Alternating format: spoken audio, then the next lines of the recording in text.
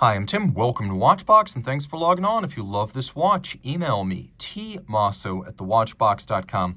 It's your purchase and pricing email question line for buying this or any watch you see on any Watchbox platform. Reach out to me for pricing at tmosso@thewatchbox.com.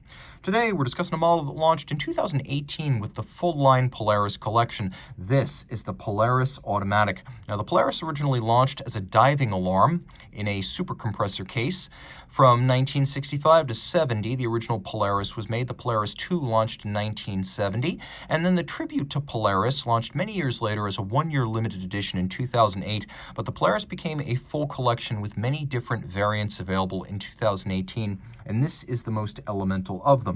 41 millimeters in diameter in stainless steel, the Polaris Automatic is 11.5 millimeters thick, and from lug tip to lug tip, 47.4 millimeters with a 21 millimeter spacing between the lugs. We'll throw it on my wrist, which is 16 centimeters in circumference, and this model fits me best. Some of the Polaris models were as large as 44 millimeters. This is just perfect. 41 millimeters with a vintage-inspired case that is inspired by but not slavishly literal.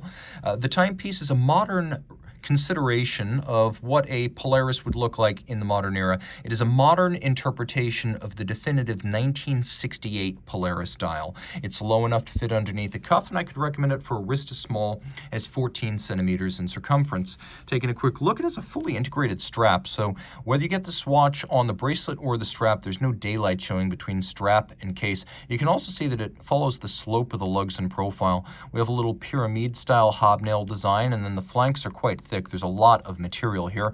On the underside, there's some evacuations to make the strap more flexible and also to vent the wrist. You can see this blue vulcanized rubber factory strap is brand new with no crimping and no gouging. The watch includes a full double deployant clasp. You can see that the buckle itself features satinated JL logo letters and satinated flanks, while the remainder is of high polish. It's a little push button so you can remove the buckle from the strap without tools. And then if we move closer to the case, you could see that the watch has a truly massive strap. It's very hard to imagine the strap lasting you less than 10 years in service. The case flank is satinated with the lugs stepped out slightly. As I mentioned earlier, this is a modern interpretation of the Polaris. It is not the literal recreation, re-edition that the tribute to Polaris was in 2008. That was much more line for line, millimeter for millimeter, detail for detail. This is designed to be sleek and contemporary while still giving you those freestanding lugs. We have bevels on the lug flanks, a polished, rather narrow and minimalist bezel, satination around the mid-case. We have JL branded crowns. You can see they have little recesses that are media blasted. The rest of them is polished. The crystal itself is dramatically cambered with a box section profile designed to evoke the thermoplastic crystals on the original Polarises.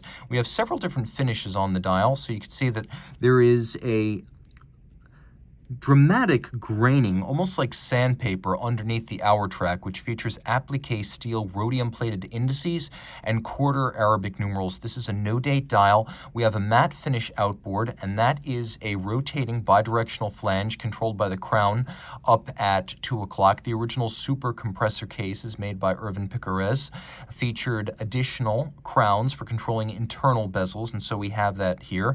The crown down at 4 o'clock is used for setting the time, and you see the watch has stop seconds, so you can set it precisely to a reference.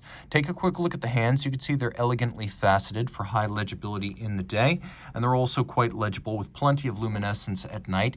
You'll appreciate that the internal bezel is brightly loomed, and you can line it up with the minute hand for a 60-minute count-up timer, and I always find that dive bezels are more useful than chronographs, and you also don't have the downstream maintenance costs of a chronograph. If you need to time something between 30 and 60 minutes, oftentimes a dive bezel is your only choice because most chronograph minute registers end at 30. Flipping it all over, you can see the movement here. On the original Polaris, as well as the tribute to Polaris, you did not have a display case back. Here you can easily see caliber 898, unidirectional automatic winding with ceramic rotor bearings for maximum efficiency, minimal maintenance. It has a 40-hour power reserve. It beats away at 8 beats per second at 28,800 vibrations per hour. It pivots on 30 joules, and it has a free-sprung balance for precise adjustment and shock tolerance. We have a tungsten rotor. We have lovely Côte de Genève across it, as well as the bridges. There's satination on the wheels. We have a combination of black polished and fire blued screws, which I always like to see. And then there's engine turning on the base plate. All JLC movements still include some degree of manual finishing, so you're never far from artisanal technique. It's protected down to 100 meters, and it goes through the Master 1000 Hours control, which is a fully cased up test of the watch. It includes tests of water resistance, winding efficiency, power reserve, chronometry, shock resistance, and overall durability. And whereas the COSC, remember, is only about 2 weeks, this is over 40 days. It first debuted in 1992. It was one of the first in-house tests to exceed the tolerances and exacting specifications of the COSC. Reach out to Team Mosso at thewatchbox.com for purchase and pricing details.